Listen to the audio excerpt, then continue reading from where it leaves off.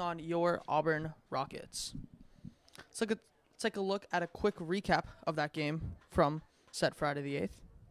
Start the game after just 2 plays from scrimmage. The game was delayed for nearly 2 hours. Due to an hour and a half, maybe 2 hours. Not too sure. It felt like forever. Just as the game resumed, Henry Beitler took a 25-yard rush to the house, but the game was called back due to a flag. I believe it was a face mask. Swampscott immediately bounced back with a 4-yard rushing touchdown, this time by the junior running back, Will Bush. 2 punts by either team put us to the end of the first quarter. Swampscott opened up the second quarter with picking off the sophomore quarterback Adrian Callahan on an underthrown pass. So the next time Auburn received the football, they switched from the I form with Callahan to Wildcat with a freshman, Braden Belanger. Auburn then recovered a fumble, and A.J. Oliveira sent us in the half with a 35-yard field goal. Auburn opened up the second half with a 10-yard Nathan Cook rushing touchdown. However, they did fail to get the 2-point. After a few punts by either team, the fourth quarter starts. Rockets lead 9-7. The fourth quarter started with a 21-yard A.J. Oliveira field goal, followed by a big blue offense driving down the field and ending it with a 2-yard Henry Beitler rushing touchdown. They did punch in the 2-point conversion to go up 3. After a fantastic drive for the freshman Belanger, Rockets punched in a 28-yard A.J. Oliveira field goal to tie the game. The game was then postponed due to, you guessed it, more lightning. This is where we find ourselves. 4 seconds to go in regulation, Auburn kicking off. Hello, everybody. I'm AJ Beeman-Differ, and tonight, after over a month of waiting, we'll be getting the answer to what we've all been waiting for. What team will move to 4-2? We're just 10 minutes away from opening kickoff, so for those of you who don't know, my partner, Paul Vangos, is here with the overtime rules. Paul? Thank you, AJ. So tonight, overtime is going to start with the coin toss. The winner of the toss can start with the ball, defend, or pick what end zone they want to defend. It's first and goal from the 10, 4 downs, and 1 timeout per team. First to end overtime with the higher score. All right, thank you, Paul. Now, as we're just minutes away from kickoff, keep in mind that both teams offensively cannot afford a turnover whatsoever. A turnover pretty much ends your game. You lose a whole shot at offense. And also, for not even offense, not even defense, you have to come off the bus ready to play. You have no time to waste. Every single play counts. This game doesn't just count for Auburn and Swampscott, however. Every team in Division 5 and Division 6. This game rests on.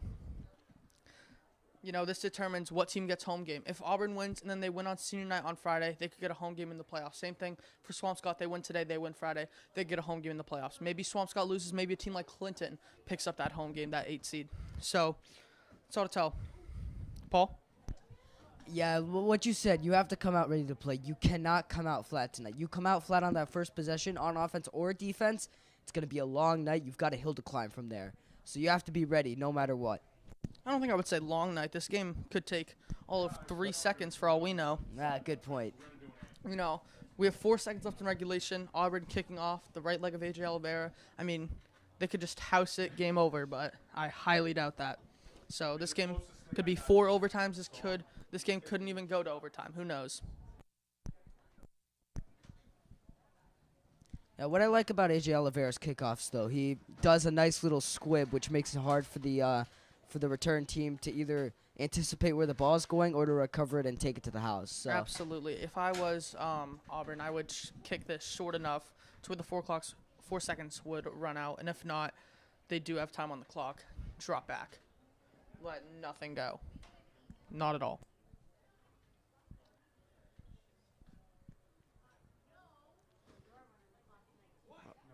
All right, we're about 5 minutes out from kickoff now. Looks like both teams are mentally prepared.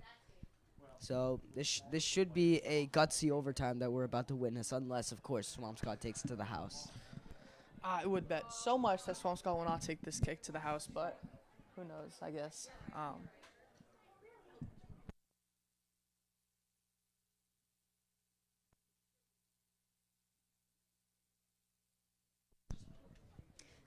I'm going to be honest. I'd be willing to bet my college tuition on this. I don't even care. You are just a freshman. You don't have a college tuition.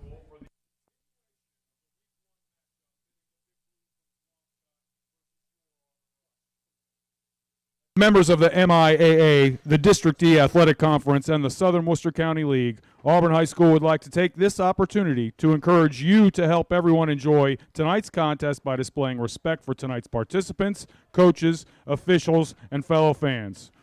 Hard work, dedication, and perseverance are instrumental in reaching success on the athletic field. Please help in supporting the efforts of all the student athletes participating tonight, and remember that sportsmanship is something that should be practiced at all times.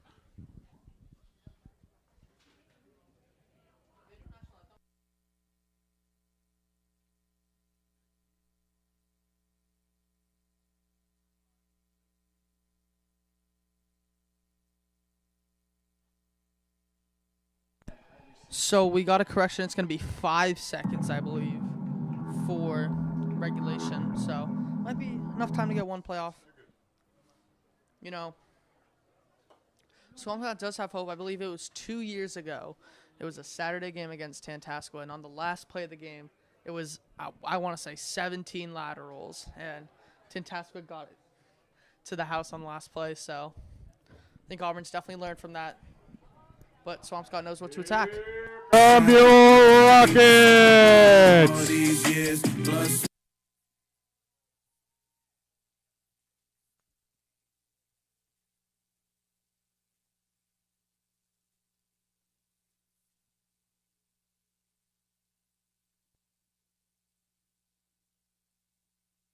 You know, we are just a few minutes away, not even, maybe just a minute away from kickoff. Paul, how do you think tonight's going to go? I think it's going to start a little sluggish in overtime if we make it there, because it's a Tuesday, and a lot of these guys aren't used to playing then. So we'll see what happens, but I'm expecting a good game. As we honor our nation with the playing of the national anthem.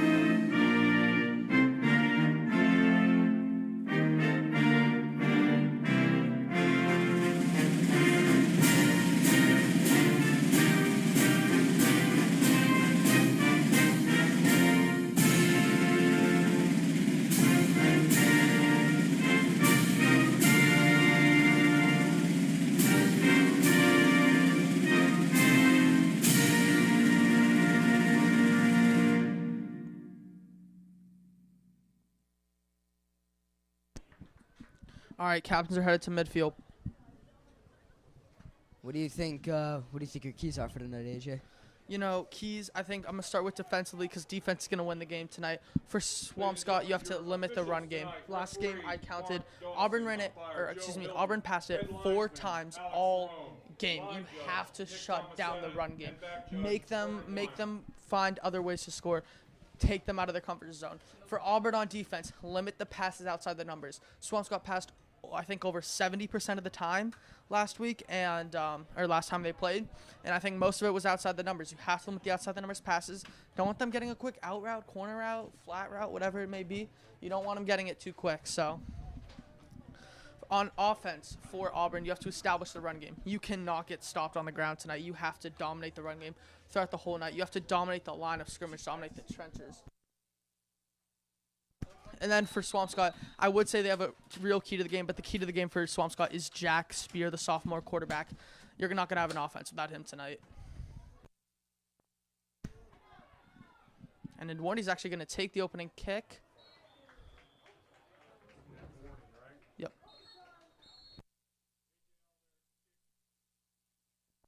And just like that, it's the end of regulation.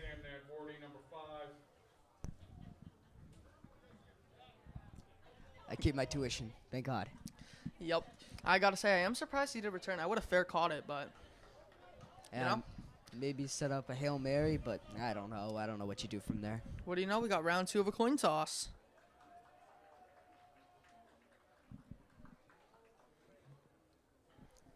Captains for either side. You know, you have 3 options if you win the coin toss. You can elect which end zone to defend, receive or you can play defense. Paul, if you're Auburn or Swampscott, what do you think the best option is? I think you would start with the ball and come out with some intensity, but that comes with risks. If you don't get it the first time and then your defense lets up, you're screwed. Honestly, I think you defend first.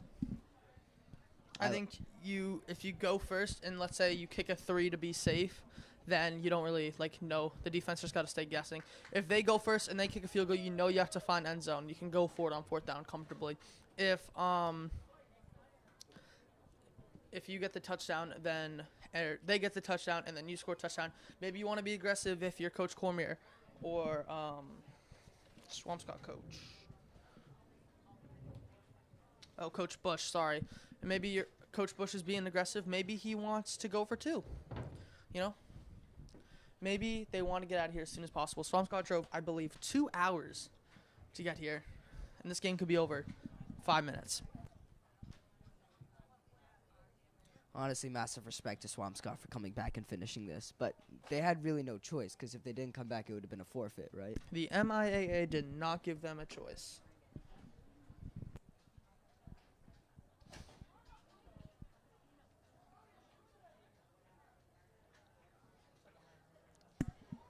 Still waiting on the coin toss.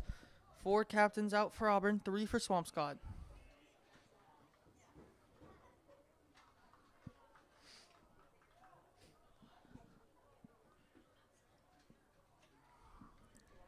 Still waiting.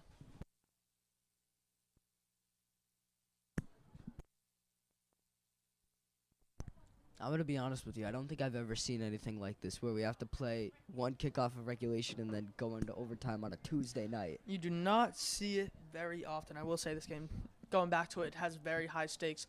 I was listening to a talk show about high school football in central Massachusetts, and someone said this is one of the only times where we're going to see Clinton football cheering for Auburn football. But, it's what's at stake. You got to do what you got to do. And keep in mind, this Friday is senior night for the Rockets football team. Friday, 7 o'clock. Field hockey is at 5 prior to that. We will be broadcasting the football game. I don't think field hockey. And should be good when they were playing the rivals Northbridge Rams. Be a very, very good game. Rivalry, senior night, just won last year. It's always a good game between those two.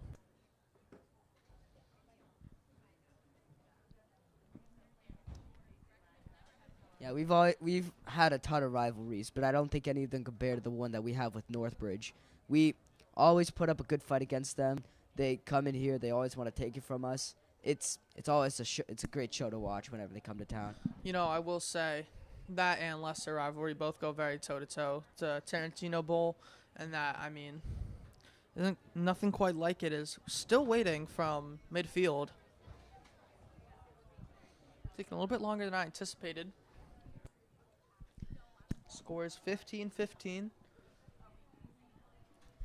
I think the key tonight is Coach Cormier going to have his guys ready to play?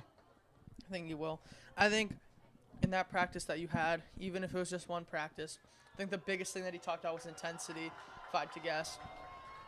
Got to come out intense, got to come out ready to play. And got no time to waste.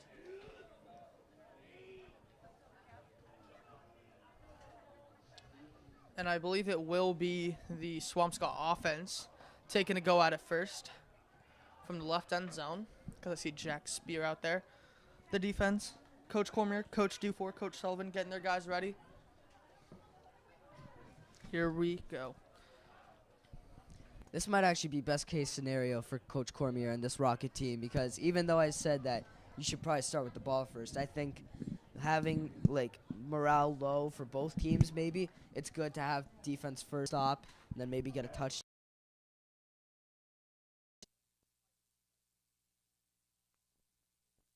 Here we go. First and goal for Spear and Company.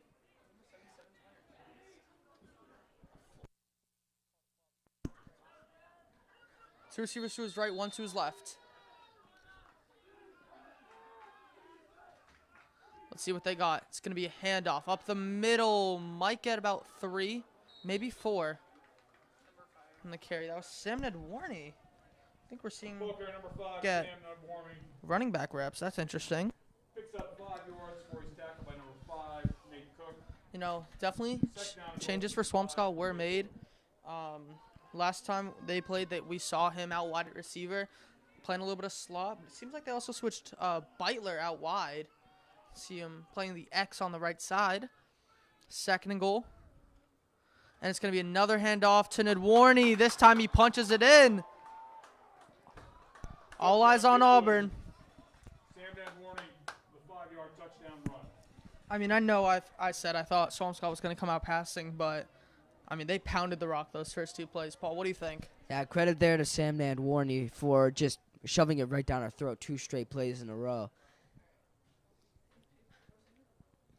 And now you need a touchdown here.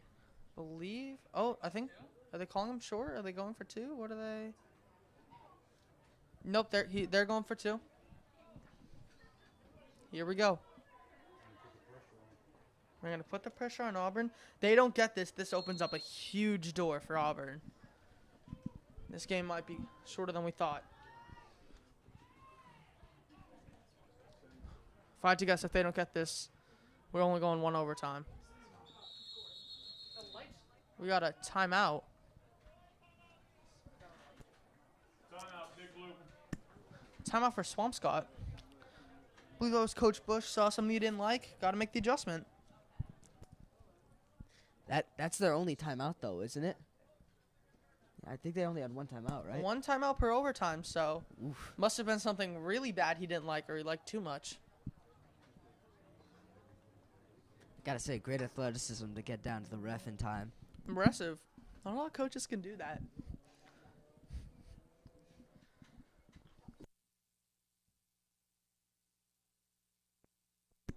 Here we go. They're going to keep the offense on the field, going for 2.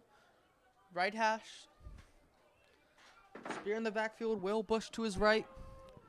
Trips to his left.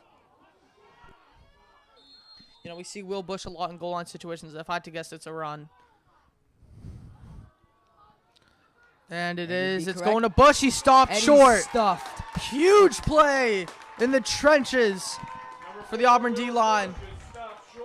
What a play. So Huge. now if they get a touchdown and kick the extra point, is that game? All eyes on Callahan and Belanger and the rest of this offense. Huge.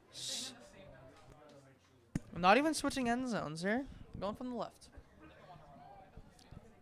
But remember, Swampscott defense had their way against Callahan last game, even forcing him to get benched by Coach Cormier at halftime. We will see. They will start with the I form in Callahan. We'll see. You know, we've seen him have trouble with the snap in recent memory. We'll hope hasn't happened. Man in motion is standard. It's going to be a handoff to Belanger. He finds the gap, and he might... I don't think it's any gain on the play. Second and goal.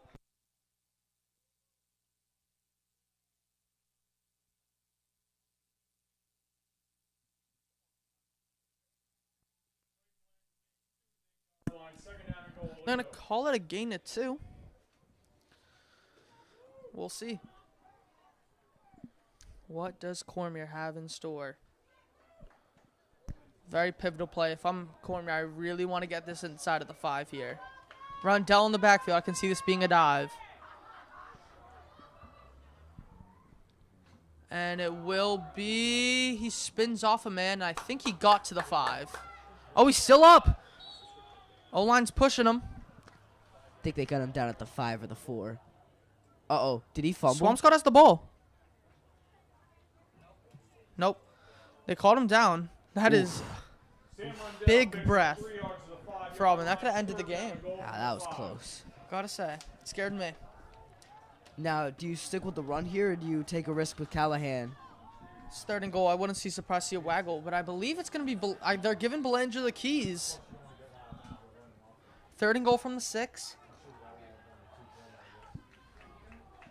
You know, there were rumors of a trick play. You never know. Belanger has Cook to his left. It's going to be a take to Belanger. He's not in, but he definitely is inside the 3. And it's 4th and goal. One play is going to determine the whole outcome of this game. Goodness gracious. Wow. This could be the season on the line for both of these teams, couldn't it? I wouldn't say season because they're both locked into the playoffs, but Auburn needs to get this if they're going to get a home game in the playoffs.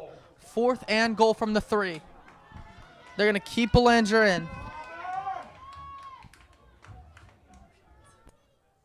Oh, man. I think that's Sam Riddell coming in from Christian Sacco at the end.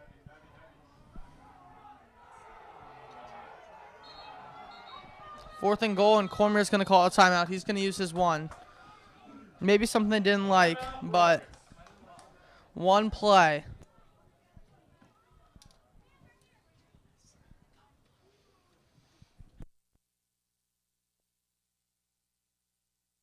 One shot, now or never.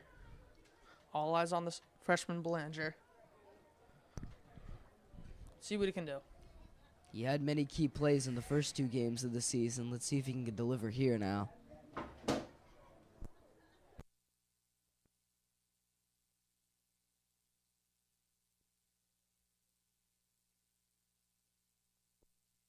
Here we go. Swampscott defense coming back out.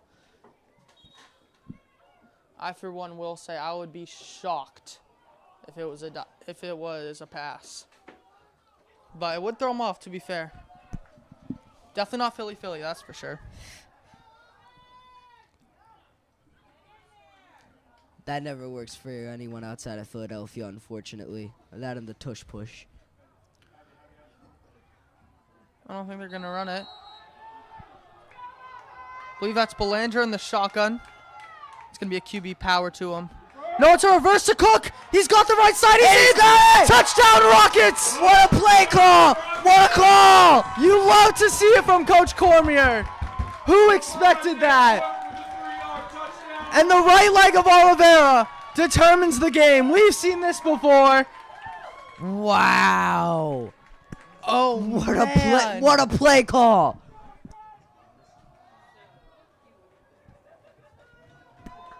How gutsy do you have to be if you're Coach Cormier to call that? Man, they're going for 2. They're bringing Callahan out. Oh, They're wow. not trusting this. Once again, all eyes on I form Callahan. One shot. We could end the game right here. Callahan. Sneak. I believe he's in. He's in. The game's over. Let's go. Callahan saves it. Oh, wait. Refs call him in. The game's over. Auburn wins in storybook fashion. You It got was a night to remember at Memorial Field. Oh my goodness. Wow, we got the plays when we needed them, and we got it. That's the game. Final score from Memorial Field, 23-21. And they're all over Callahan, man. What a moment for the sophomore quarterback. Can you believe it? Despair for Swampscott. Unreal. You have to love the trust there to Casey Schrager, the senior. What a call. Back-to-back by Coach Cormier. I know for a fact everyone who didn't show up because it was a Tuesday is regretting it right now. Oh, man.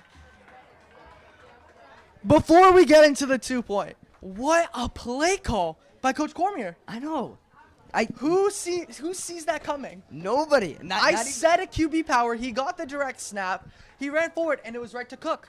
It was right to who saw it coming. And he got right to the edge. Unbelievable. And now all Auburn needs is a win on Friday, and they can get a home game in the playoffs. Huge. This is exactly best case scenario for this team right now. Although it was a short broadcast, thank you all for joining us. I'm AJ Beamendiffer. And I'm Paul Vangos. Thank you for joining us. Have a great night, everybody.